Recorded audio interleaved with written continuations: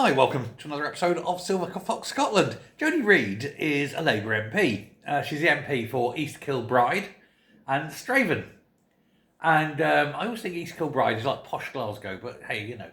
Anyway, she's managed to wind up the SNP and the Greens, so good on her, I suppose, in Glasgow by pointing out the bleeding obvious. And that is that they're willing to welcome many asylum seekers to the city, but they don't want to pay for them. Oh, please, all you asylum seekers, come to Glasgow, but we're not paying for you. They want other people to pay. They want the taxpayer to pay. They want Westminster to pay. How can you want to be an independent country but want what would be a foreign country to pay for your asylum, illegal immigrants? Anyway, now the SNP have been left raging over her comments. They say this is unfair. This is not reflective of who we are or what we are. We're pro-migration, as they call it. I think they mean pro-immigration. I don't think they were overly keen on people leaving. But they say they're pro-immigration. And at the same time, they want a pause on immigration. The SNP ruled council said, we welcome everybody to Glasgow, but please stop coming because we haven't got the homes and we haven't got the money.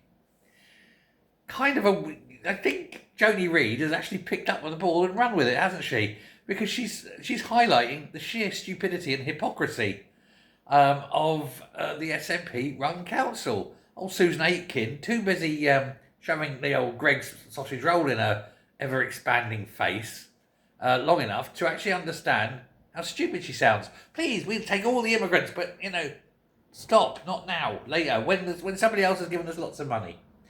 Well, they've got a £60 million shortfall in the housing budget. They don't really know how they are going to pay for this going forward. They're begging central government, who've said no. They're asking Westminster, who've said no, to presumably be a mixture of raising the council tax and cutting back on services. But it's okay. Abdullah Mohammed will at least jump the housing queue and get on, a nice little house somewhere, in East Kilbride perhaps. Or the Gaubles. Or anywhere. Doesn't matter, does it? Point is, it won't be a Scots person in that house. Poor bloody Scott will be sitting there at the back of the queue again, while Abdullah Mohammed jump. It's no wonder Scotland's fucked, isn't it? What happens when you vote for the SNP? Shit like this. That's why increasing numbers of people aren't voting for the SNP. Good luck to reform. Thanks very much. Bye.